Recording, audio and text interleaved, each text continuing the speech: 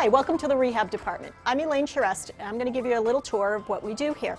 The Rehab Department at Schreiter's consists of occupational and physical therapists whose goal is to minimize the effects of disease and disability on a child's functioning.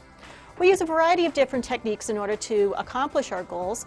Sometimes it's a temporary measure like walkers or crutches immediately after a surgery. Other times it's something that's going to be needed for a much longer period of time, such as prostheses in order to be able to walk, a wheelchair in order to be able to get from point A to point B, and sometimes it's increasing range of motion, and sometimes it's strengthening. What I'd like to do is to give you a little tour around the department so you can see what we do and some of the equipment that we use. Let's take a walk. This is one of our newer pieces of equipment called a reformer. Children do not like to be any different than their peers. So what we try to do is we try to find activities that we can engage them in but will still meet the therapeutic goals.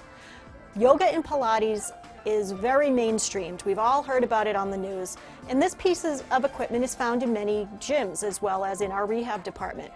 The reformer utilizes springs such as this that we can attach to either hand pulleys or to the board that Jamie, one of our physical therapists, is gliding upon here in order to increase the strength in their hips, their shoulders, and throughout their trunk.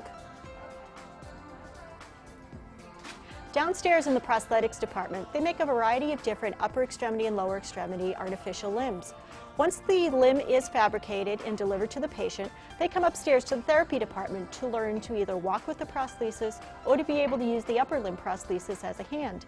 We never expect an upper extremity prosthesis to function just like your hands or my hands, but it does work as a tool for the children to be able to participate in all the activities that they want to be able to do. The upper extremity prostheses, when they are body powered, such as the patient that you see here, is activated by rounding the shoulders on both sides in order to open and close the terminal device. There are some children that we know that we can just go to the closet, pull out a pair of crutches or a walker, and we're going to make a little height adjustments and be able to send them on their way once they learn how to walk with them.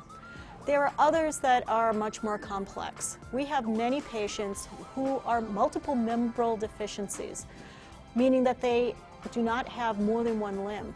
So OT and PT need to work very closely together in order to find solutions to problems.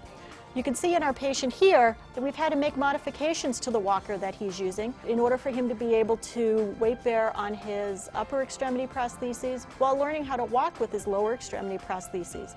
The physical therapists not only need to teach him how to progress the legs while holding on to the walker, but also how to balance up higher. Sometimes we even need to teach kids who have never walked before how to fall so they will know how to do it safely.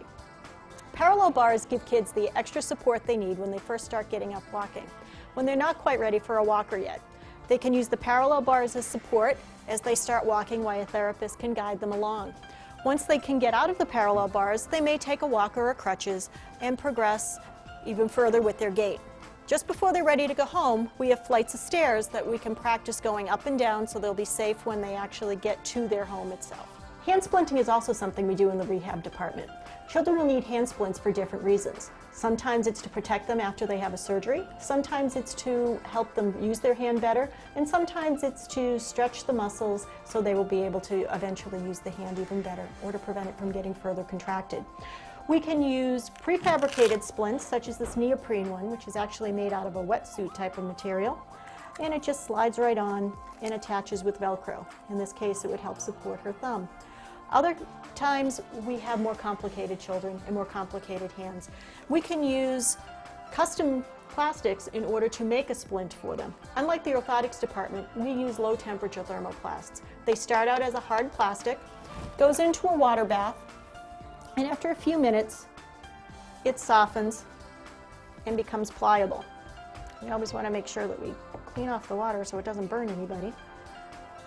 But once it gets soft, we can mold it into whatever shape we want in order to hold the hand in whatever position we need.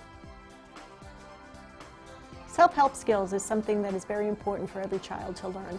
Whether you learn to tie your shoes at 5 or 15, it can be just as rewarding. Kiana is an old pro. Other self-help skills that we might work on, including buttoning, snapping, zipping, to cutting food with a knife, using utensils, or even being able to get around in the kitchen. So when kids are ready to go off and live on their own, they're able to cook their own meals and manage their own households. Therapy can be a lot of work, but it can also be a lot of fun. To try to make exercise and fitness more exciting for the kids, we have some specialty programs that we have developed over the years. We have an exercise and fitness group where children get together in groups of 10 to 12 in order to do their exercise programs, not only through stretching and strengthening, but through play. We have an aquatic exercise program where the kids take to the pool in order to be able to strengthen and tone their bodies. And we have a sled hockey program where children are able to get on sleds in a seated position and propel themselves across the ice to be able to compete. Our team has even competed in the Northeast Regional Sled Hockey Championships.